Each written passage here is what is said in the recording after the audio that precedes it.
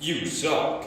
Hello and welcome back to the XVI Dynasty newsletter. Week 7 has been a big week for a lot of teams, and there have been some movers in the rankings and standings. So let's kick things off with some power rankings. The rankings see a lot of fallers and some big risers this week. Ford Motor Company has lost his grip of number 1. He has held this spot for 4 consecutive weeks, and it was finally earned by RB University. This team has been skyrocketing up power rankings since week 2, and they have climbed from 12 all the way up from number 1 thanks to the dynamic duo of Bijan Robinson and Jahmyr Gibbs. Our next big riser is Stinky Fingers, who move up into the 4 spot. This is a squad who had no QBs to start the year, but thanks to some trades and waiver wire pickup, this team has plenty of firepower and is ready to compete in the toughest division in football. As for our fallers, Kirk and Goff gets the win this week, but they will be without Mike Evans for the rest of the season. Ward of the Rings is another faller plagued by injury. However, they still lead their division and are a strong contender for the postseason. Huge Sack gets another win this week, making them tied for a league high 5-2. If you ask Josh, he'd say he has the best roster in the league and that his RB duo of Woody Marks and Zach Charbonnet is the most dangerous RB group in XVI. Moving on to conference standings. Conference A has a tie for first with Stinky Fingers and RB University, both at 5-2. The next 5 teams in the division are all 1 game behind, so expect a lot of movement as the season goes on. Conference B has a tie for first as well, with Ward of the Rings and Huge Sack tied at 5-2. Only Kirk and Goff is 1 game behind. However, Plenty of Genty has been picking up steam and making his case for the postseason. This week was a non-conference matchup, and Conference A did not bring the firepower like they did last time. It was an even split for wins, so while Conference B did not quite get their revenge, they did make a point that it's not as divided as it was. Finally, we look at division standing. The North has become an even tighter race as Stinky Fingers takes the sole lead. However, every other team in the division is 1 game behind. The South is just as competitive as RB University takes the top spot. Read About Tracy's Cubs and 911 are just 1 game behind as well. In the East, Kirk and Goff holds the lead, but Plenty of Genty has made a surge, winning the last 3 games. This is still looking like a tight race. Last, Ward of the Rings and Huge Sack are still neck and neck in the West, but they have started to really separate themselves from the rest of the division. Since we are at the halfway point in the season, it's time to start looking at the playoff picture. Conference winners get the bye week, so Stinky Fingers see themselves at the number 1 seed and Ward of the Rings at the number 2 seed. RB University and Kirk and Goff are winning their respective conferences, so they are at the 3 and 4 seed. Finally, our wildcard spot currently held by Ford Motor Company and Huge Sack. On the opposite end of things, it's time to start keeping track of the lottery. As a reminder, your position in the lottery is determined by max points for, and the lottery is only for picks 1 through 6. If you make playoffs, you are ineligible for a lottery pick. Our current order looks like this. From 6 to 1, we have Love is Golden via 911, Plenty of Genty, ACL Aces, KOC and Balls, Love is Golden, and of course, Sunglasses at Night. Next on the list, we have to pass out our Most Valuable Bum Award. And this week, the MVB is going to be awarded to Xavier Leggett. Leggett hauled in 9 catches for 92 yards and a touchdown, which was good for 24.2 points. Unfortunately, this was not enough to carry Sunglasses at Night to their first win. Finally, we wanted to take a deep dive into one of our divisions this week, and we are looking at the South. This division is looking to be very competitive, so we asked them how they feel about their division rivals and their chances of finding success within the division. South's looking like a tough division this year. All the teams are playing pretty well. ACL Aces, we're in last place. We had a tough spot there with Lamar going down, but we'll find our stride when it matters most. Moving forward, I'm feeling pretty good because I think I'm the only team that's got a first-round pick through 2028. We have a future unlike most teams. RB University sold their whole future for 2 players. Feeling pretty good moving forward. The managers are all just a bunch of bums. So the South is looking pretty tough. My team and I,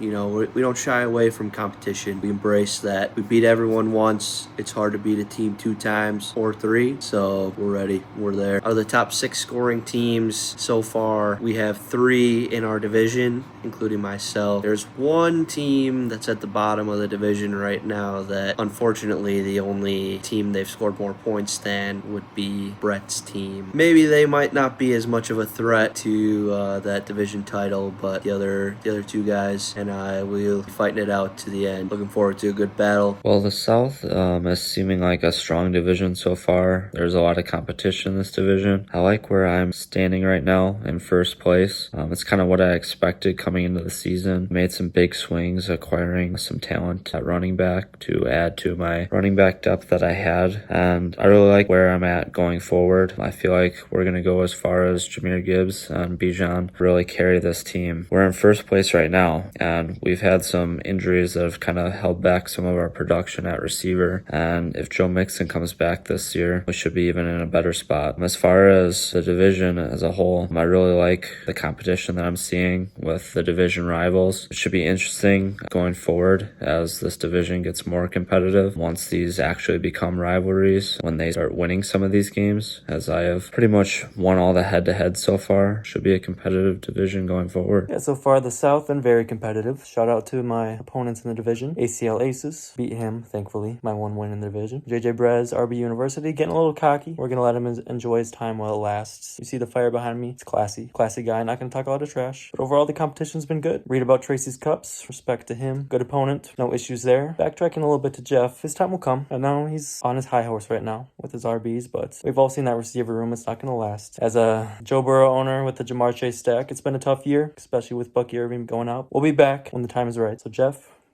count your days. Looks like the rivalries in the South are heating up, and we'll be excited to follow along. Will RB University hold their spot at the top, or will another competitor take the lead? That's all we got time for today, folks. Trade deadline is coming up in week 12, so make sure to get your trades in now. These next 2 weeks are conference matchups, so it's a great opportunity to get a win and cheer against another division. We'll see you next week, and good luck in week 8.